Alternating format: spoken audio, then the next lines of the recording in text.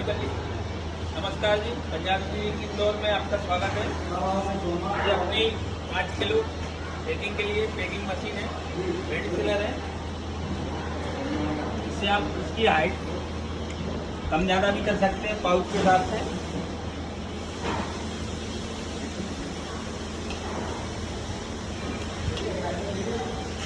ये आपकी नीचे हो जाएगी स्लाइड और ये ऊपर हो जाएगी। अपने पाउच के हिसाब से आप सेट कर सकते हैं।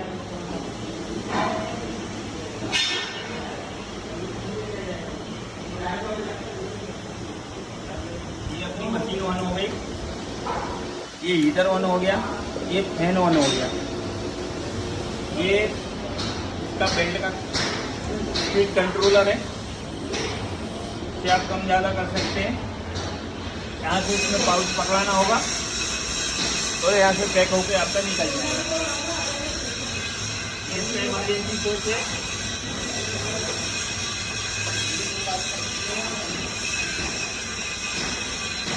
ये इमरजेंसी